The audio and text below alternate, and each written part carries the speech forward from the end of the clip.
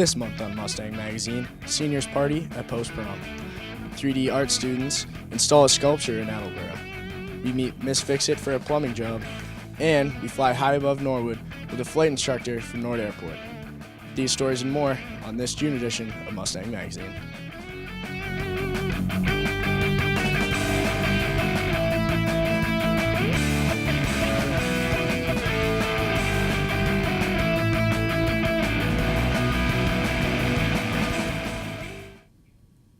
Hello and welcome to Mustang Magazine. I'm Ryan Crowley. And I'm Samantha Doucette. Mustang Magazine is a show produced by advanced broadcast journalism students from Norwood High School. Usually we're an edited show, but today we're taping our last show for the school year live from the NHS-TV studio. We're actually on the set of the award-winning morning news show NHS Update, but more on that later. Right now, let's get into our first story. It's getting really close to the end of the school year, and last month, seniors went to the prom. But it's what goes on after the prom that everyone's talking about. Staff reporters Cassie Cahill and Ashley Hutchins bring us our cover story. Norwood is a town of tradition, and the Norwood High School post-prom party is celebrating 30 years of after-prom fun. Post-prom is an all-night party that happens after prom from 12 to 5, and there's lots of games and food and prizes. It's a chance to spend more time with your classmates because seniors are going to be graduating soon, so it's another opportunity to hang out together.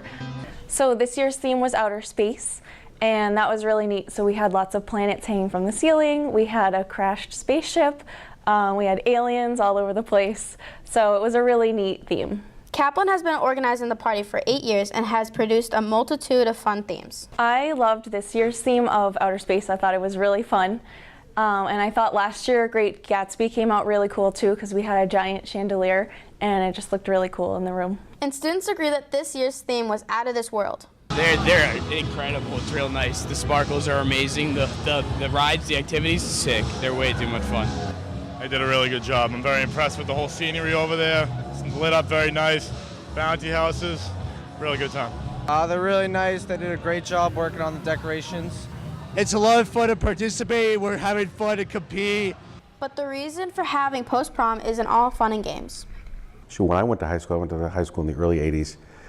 After prom, a lot of times kids would go down the Cape or New Hampshire, Vermont, whatever, and get into trouble. But all it takes is one bad decision and it can lead to a tragedy, and this is what we're trying to avoid. In the end, the post-prom party is a town effort, but Murphy attributes the students with the success of it. I think really it's the kids that decided, all right, I'm going to go here, I'm not going to be drinking, I'm not going to be doing that other stuff, I'm just going to have fun.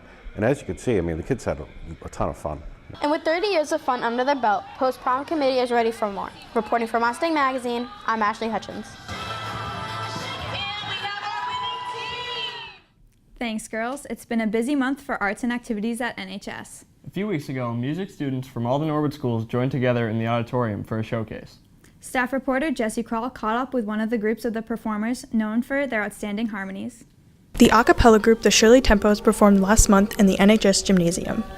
The performance was part of a larger program involving students from all the schools in Norwood. My favorite part about Pops Night is definitely seeing everyone all together. I think it's really easy to kind of feel like the only music group when we're just kind of with ourselves. Junior Liana Aspinwall says she looks forward to the challenge of performing a cappella music. You don't have any musical instruments, it's just your voice, and you have to make sure you're listening and blending and that you're staying in tempo. Shirley Tempo's group leader, Jessica Maldonado, says she works hard to keep everyone balanced and blended. I think with a cappella music it's very important to sound as one and sound very together and in tune with each other rather than a bunch of different instruments. Maldonado says that leading the Shirley Tempos is fun, but it isn't always an easy task for her. I'm usually the one that's hard to stay in focus, so when I have people who aren't focusing, it's kind of like it's difficult to get everyone on board with me. You know, some of these people are my friends, and it's kind of weird being the authority figure, so to speak. And while she is seen as a strong leader now, she's eager to credit those who came before her. Last year, I saw Amber Chisholm run her own group, the Shirley Tempos, and I thought it would be a really fun opportunity to kind of try something new and lead a group of people and see how well I could handle teaching a bunch of people music. Aspinwall says not having an adult be in charge isn't a problem, and she enjoys being a part of the student-run group. You can relate to the leader more instead of the teacher because you're their friend or you go to school with them. Student-led or not, the Shirley Tempos are a great tradition of female a cappella singers, and hopefully they will keep the tradition going next year. Reporting for Mustang Magazine, I'm Jessie Kroll. Thanks, Jesse. Be sure to catch the a cappella groups performing again next spring. Next up, I recently met with some other artists from NHS as they were installing a three-dimensional sculpture at the Attleboro Art Museum. Here's the story with camera work and editing by Tim Widener. Recently, the Advanced 3D Sculpture class worked on a piece of art that was installed at the Attleboro Art Museum. Junior Noella Bruzzi says the process has been a real-life experience. We're using trash bags, wires, tissue paper, and something called, it's like a canvas. And the piece wasn't just random. As part of the contest, it had to follow a theme. This year's theme was architectural icons. Junior Lily Cronin explains the class's design. Making St. Basil's Cathedral, it's inspired by it, but it can't look exactly like it, so we just like took our own spin on it. Designing their piece in class took a lot of organization, and with the size being large, they decided to split up the work. Yeah, it was divided into three groups, and one was we have 3 different columns, and so one column was one group, and then the other group, and then the other group. Art teacher Elizabeth Mullaney says it's a great opportunity to be a part of the 21-year-old program known as High Arts. More than 10 schools from around the state of Massachusetts participated. This is the first year we've been invited, so we're super excited to be able to have this opportunity. And Mullaney says that the contest itself is judged by area professionals who visit the exhibit. There's a juror that comes in. This year the juror is a local architect and engineer in Attleboro, and he'll be going around and judging the work. There's a Best in Show. There is a Viewer Choice Award, which the students can win a cash prize of $100. And while students did leave with an award for their piece, they also left with some real-world skills and experience. Yeah, it's been pretty fun. We all have to work together, and I don't know some of the people in the class, so it was fun to know them and work with different people. They get to work together as a team, so it's problem solving, their communication skills, their ability to compromise, and also to advocate for ideas they're not willing to compromise on. The Norwood High School Library will have all of the student work from this year's High Arts Contest on display throughout the summer. So if you have the chance, it's sure worth checking out. Reporting for Mustang Magazine, I'm Ryan Crowley. Thanks, guys. And staying with the female topic, recently I caught up with a Norwood High alumni who's making a name for herself in a career usually reserved for men. Master plumber Sue Marshalsea started working with her father 30 years ago. It's a family of master plumbers since 1895. I started my own business 2 years ago, and it's been absolutely amazing. Marshalsea is one of 4 female master plumbers in the state of Massachusetts, concentrating mainly on residential and industrial commercial plumbing. She says there's rarely an issue that she can't handle. Repairs, remodels, emergencies, lots of emergencies, holidays. Whatever you need, I try to get it done. Marshalsea often finds herself in some interesting predicaments at some jobs. The positions we have to get into, plumbers have to get into, probably lifting very heavy things. Being a female, you have to figure out how to do something and not hurt yourself. But Marshalsea says she loves being a plumber, so much that she decided to pass on her craft to a younger generation. Fix It is an idea I came up with. Basically, I started with the Girl Scouts and the Boy Scouts to teach them basic plumbing, how to shut stuff off in their house, how not to be afraid of their house, not to flood their house. Miss Fix It teaches anyone at any age how to use basic tools. When I retire, and I think this is a good way for me to do it and help people learn about their houses. If you see the pink van, Marshalsea is on her way to another job. And if you want to find out more about Miss Fix It, check out her website, www.missfixit16.com. Reporting for Mustang Magazine, I'm Sam Doucette. Now let's change things up a bit. In this next story, we meet NHS senior Sean Briggs, who's known for his impressive sports memorabilia. Junior reporters Declan Tolman and Thomas Guerrieri give us a tour of his collection. Senior Sean Briggs owns a lot of sports memorabilia. I've been collecting autographs back since I was 4. My dad used to go to all these card shows, and he got me into the hobby. I really liked how he got to see all the professional athletes and famous people, so I just was completely interested. While his collection contains balls and cards spanning several sports, Briggs says it's his autographs that are his most prized. Right here I have all cards that I've sent to players, and I've requested autographs and they have sent them back. Tom Brady, some good one, Dirk Nowitzki, Shaquille O'Neal, other Patriots players, random players, you know, I just enjoy sending them out. And Briggs' collection has grown over the years. I probably have around 100 to 200 autographs, from pictures to jerseys to cards to golf balls, you name it, I probably have it. I have a case of baseballs from a 2004 World Series team that is almost complete. Even though Briggs has a lot of autographs, there is still one he considers his favorite. My best card will have to be this Tom Brady right here. I sent a TTM, which is through the mail. I sent a card through the mail, and that was back in 2003. And he just sent it back. I sent him a letter saying, "Can you autograph it?" And he said, "No problem, bud." And he just sent it back. Briggs says he enjoys reaching out to his favorite athletes, and he says a lot of them will send you a free fan pack, if you know how to ask. A fan pack is when you send an email to a team or a professional athlete and you request an autograph. You just write them a quick letter saying, "I'm a big fan, I really like watching you play," or "I like the sports team," and then you put down your address. And with a growing collection, the Briggs' basement has turned into a museum of sports memorabilia. I display most of my autographs in my basement, which is my dad's man cave, or in my room. You know, we have mostly photos or golf balls. And my dad put up Sean Briggs Hall of Fame, if you want to call it. It's kind of embarrassing. Briggs says he has no plans of stopping his collection now that he's moving on to college. Hope he has another basement to store it all. Reporting for Mustang Magazine, I'm Thomas Guerrieri. Thanks, guys. Good luck to Sean Briggs as he moves on to Roger Williams University. Moving on to college can be a big step for many students, and sometimes they lose touch with their high school friends. But in this next story, we catch up with some NHS alumni who still find time to get together and jam. Freshman reporters Will Levesque and Connor Sheehan bring us the story. 5 years ago, Tom Levesque met his old friend Dave at an open mic night, and they decided to form a band. We bumped into Mike there, Mike Cormula, our drummer, and we decided to just start jamming down my basement. After a few jam sessions, the NHS grads decided to add a bass player and another guitarist.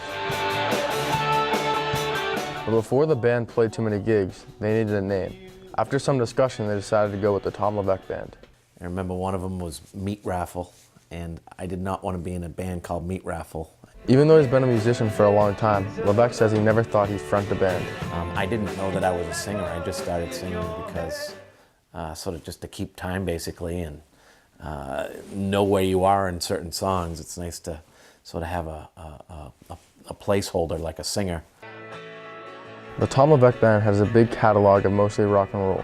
The tempo, they say, depends on the moment. Bands like Led Zeppelin and Pink Floyd and Aerosmith, some old ZZ Top, that sort of thing, influences what the band plays, the songs we pick to cover. Levesque says the best reward is having people enjoy their music. NORAD resident Frankie Cady is a fan. I think they're a really great group of guys who work really good together, and I think they inspire a young group of fans. It feels great. You know, some nights are better than others. You know, there's not always, joy out there. We try and make it a joyous occasion. That was the Beatles. Thank you. That was fun. According to Levesque, playing music with his friends from high school is therapeutic. He also has some advice for younger musicians at NHS. Don't get too caught up in what you're playing, just try and have a good time. The Tom Levesque Band has a few gigs lined up in the local area. Visit their website for details. Reporting for Mustang Magazine, I'm Connor Sheehan.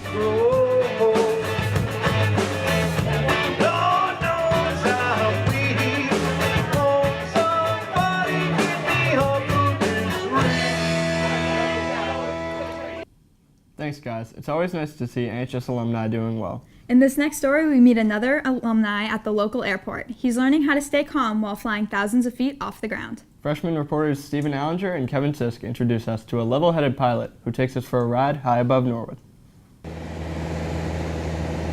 21-year-old Bruce Vinyl got into aviation as a kid. Now, it's his job. It's like a level of professionalism that's just, you can't get that anywhere else. You go to any other job and you're like the underling, you're the intern, you're the child, but like you get into this and you're immediately given a lot of responsibility. Vinyl goes to Bridgewater State. He's an aviation major. Right now, he's working towards a commercial pilot's license. And then I was thinking, like, if someone paid me to fly, imagine that. Because right now I pay like $100 an hour to fly the airplane. Imagine a day where I just don't have to pay to fly it. So I figured if I was willing to pay $100 to $200 an hour to fly, I'd love to get paid to do it. And Vinyl is preparing to do just that. It's 250 hours to get your commercial license, and I'm now at like 270. So now it's just test prep. I'm getting ready to take the written, and then once the written's out of the way, I'm just going to hopefully go right into the check ride. According to Vinyl, flying a plane can be a challenge. You need to always have your head on a swivel. You need to be very situationally aware. You need to understand like what your body's doing, what the aircraft's doing, what the weather's doing, everything. It's a lot of responsibility. You know, like when you're flying a light aircraft like this, it's, you know, you can only put 4 people in it. You're still responsible for your life and the people in the airplane. And then moreover, you're responsible for the people below you. Vinyl says he takes his responsibility seriously, not just because he wants to be a great pilot, but because he also wants to teach others. Once he earns his commercial license, he plans on becoming a flight instructor. It's a free test. You just got to pay for the aircraft. And they assess you on your ability to teach and your ability basically to not let a student kill you in an airplane. When Vinyl is in the plane, he never fails to perform.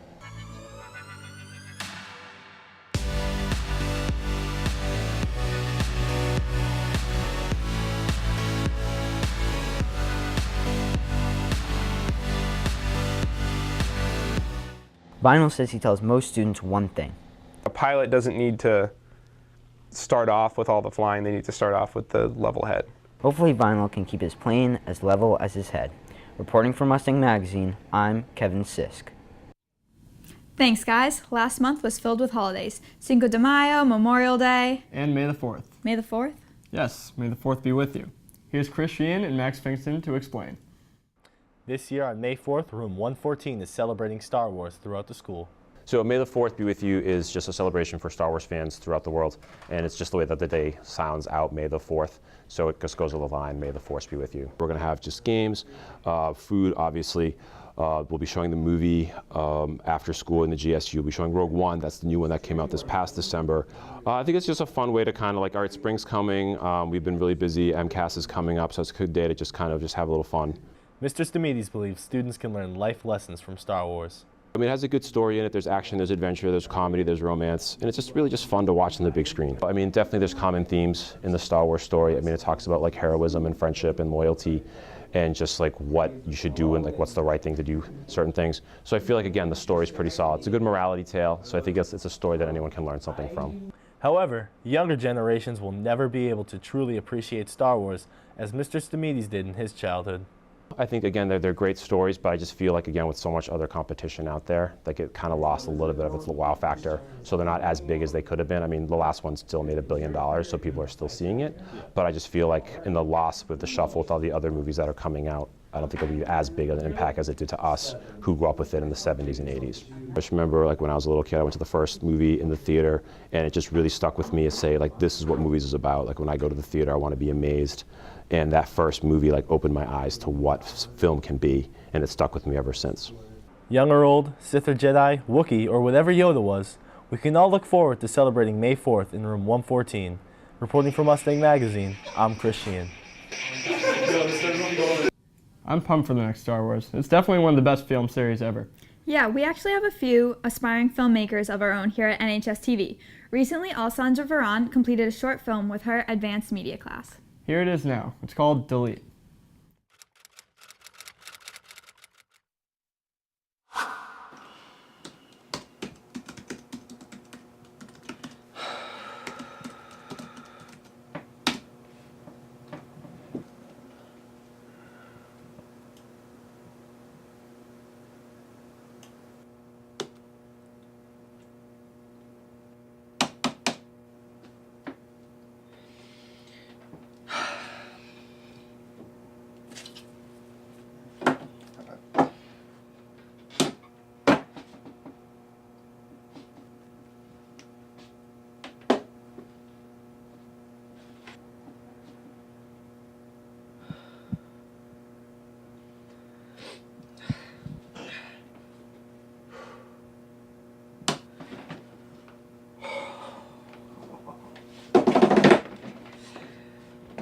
Okay.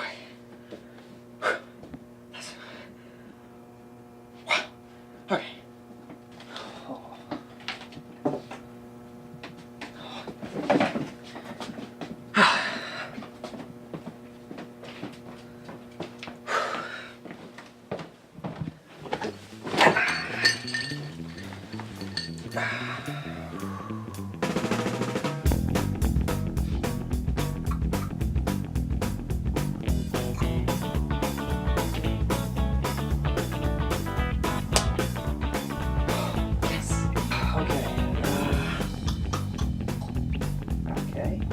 Delete. Yes. Oh.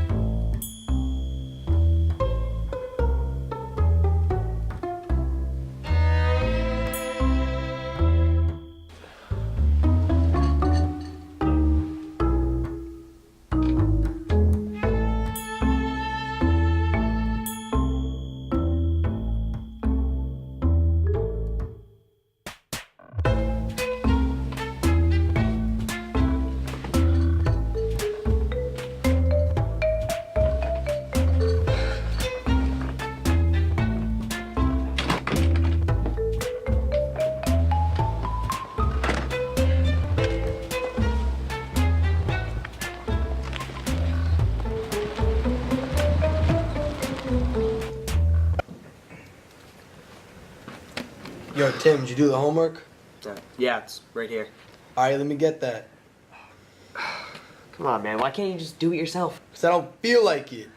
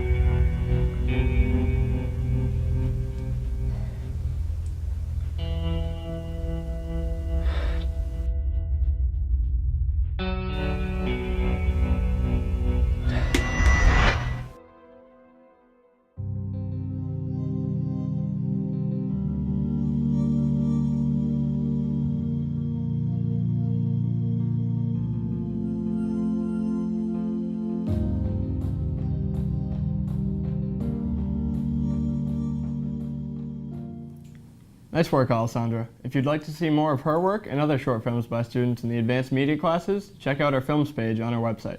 There's actually a lot going on back in the NHS-TV Studios Media Lab. It's not just stories and short films either. In fact, if you count all the broadcasts and short films we air in a year, the number is pretty impressive. So to celebrate all the excellent work that gets done in a school year, we hold a special awards show in the NHS Auditorium. The NEMI Awards have become an annual event now in its 6th year. Here's a quick montage from this year's show.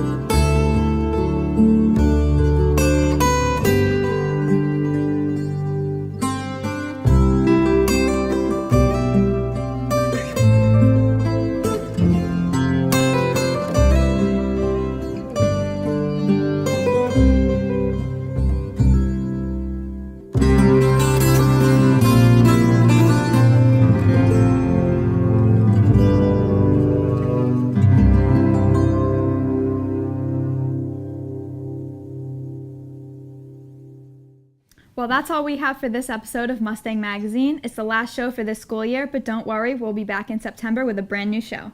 Until then, be sure to check us out online at mustang.media or hit us up on Facebook, Twitter, Instagram, and Snapchat. Signing off for this month, I'm Ryan Crowley. And I'm Sam Doucette. See ya.